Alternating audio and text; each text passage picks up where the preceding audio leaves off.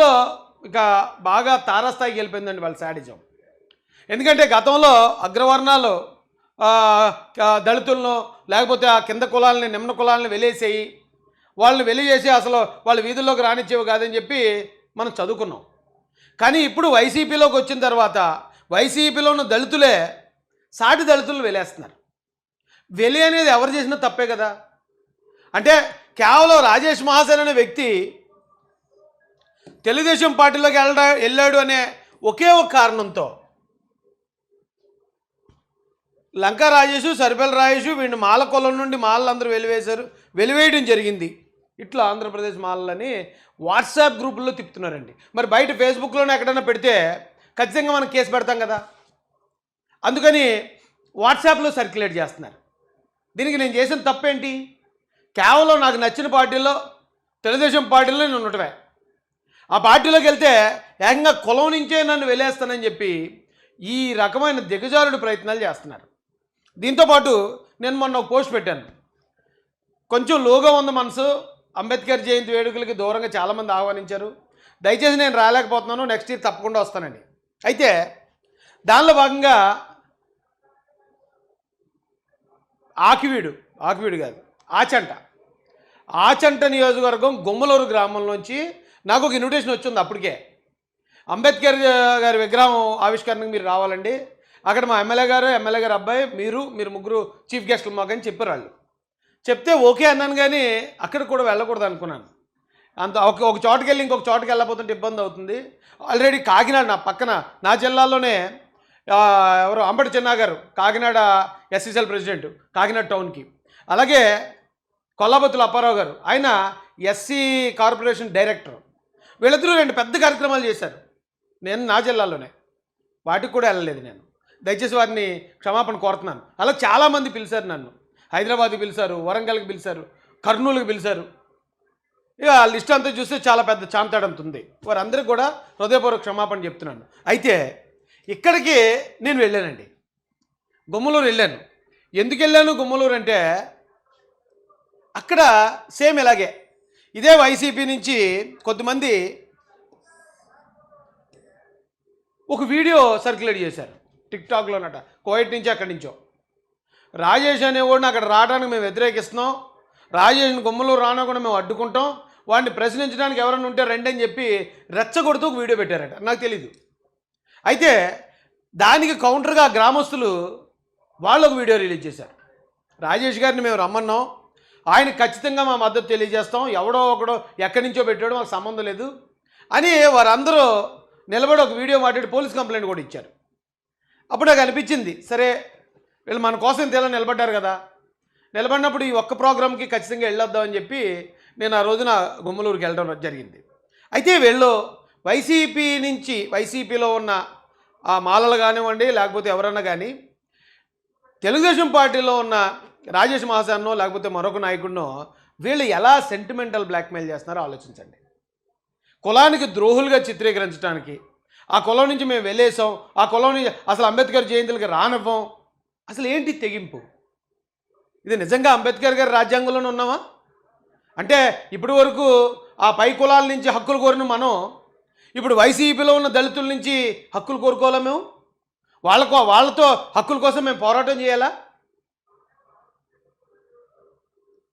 జై భీమ్.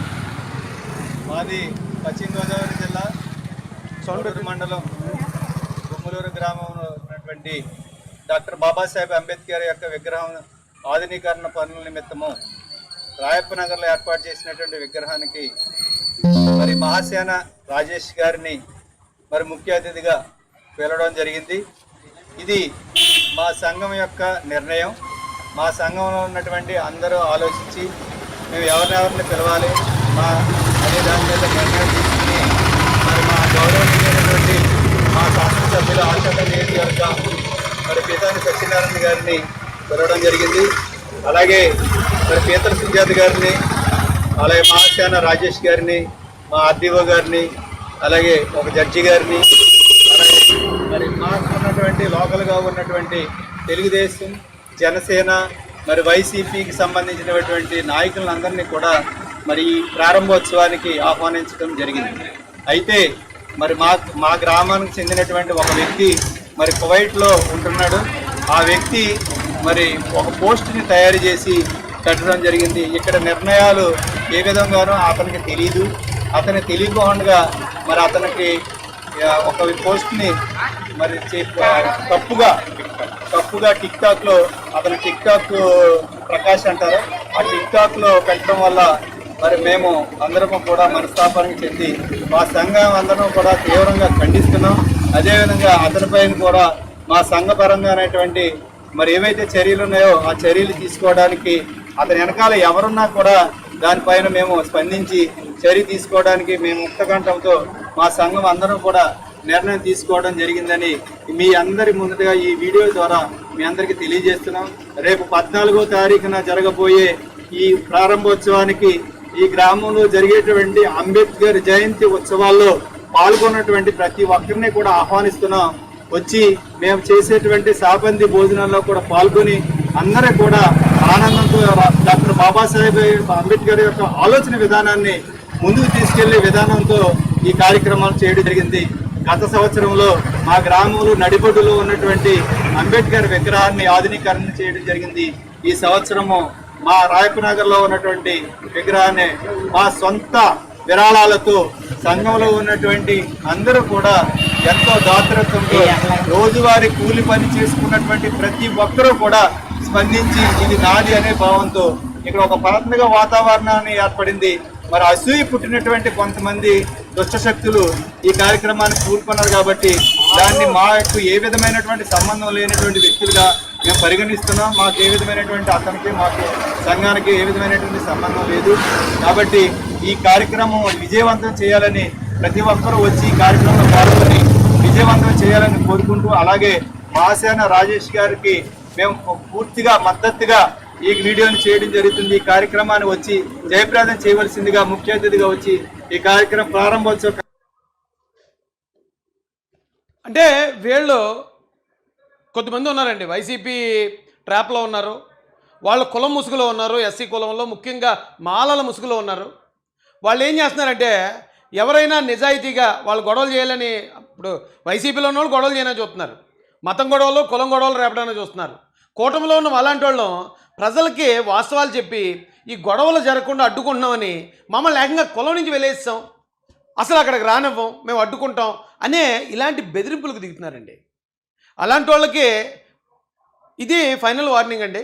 మళ్ళీ ఎవరైనా ఎలా చేస్తే ఖచ్చితంగా మీ మీద చట్టపరమైన చర్యలు తీసుకోవడానికి వెనకాడం. దయచేసి ఇది అర్థం చేసుకోవాల్సిందిగా, ఇదొక స్వీట్ వార్నింగ్గా తీసుకోవాల్సిందిగా మీకు తెలియజేస్తున్నాను. ఏమంటే ఇక రామాలయం విషయంకి వచ్చేటప్పటికి, ఇప్పుడు ఎప్పటి నుంచో 40 సంవత్సరాల నుంచి రామాలయం, అంతకుముందు నుంచి కూడా అది హిందూ దేవాలయం. వాళ్ళు ఇప్పుడు వచ్చారు, గొడవ కోసం వచ్చారా, పంతం కోసం వచ్చారా, లేకపోతే మరో దానికోసం వచ్చారా, దేనికోసం వచ్చారు రఘురామరాజు గారు. అక్కడ రామాలయం ఉంది కాబట్టి మళ్ళీ రామాలయం కట్టుకుంటానన్నారు. అది అక్కడున్న దళితులకు కానీ అక్కడున్న క్రైస్తవులకు కానీ ఎటువంటి అభ్యంతరం లేదు. ఎప్పటి వరకు ఇక వీళ్ళు దీంట్లోకి ఇన్వాల్వ్ అయ్యేదాకా. రఘురామరాజు గారి మీద వీళ్ళకున్న పాత కక్షల కారణంగా వీళ్ళు అక్కడికి ఎంటర్ అయ్యి అక్కడ లేదు ఇక్కడ గొంతెలమ్మ గుడి ఉండేది, గొంతెలమ్మ గుడి కడతాం, లేదా ఇక్కడ మరోటి చేస్తామని చెప్పి వీళ్ళు అక్కడ ఉన్న ప్రజలను, అమాయకమైన ప్రజలను రెచ్చగొట్టి 56 మందిని జైలుకి పంపించారండి. ఇప్పుడు ఈ జాడ శ్రావణ్ అన్నవాడు వీడు ఏం చేశాడో ఒకసారి చూపిస్తాను రండి మీకు. అక్కడ ఉన్న వాళ్ళకి చెప్తున్నాను నేను, మొన్న గుమ్మలూరులో చాలా బాగా జరిగిందండి, చాలా బాగా రిసీవ్ చేసుకున్నారు వాళ్ళు.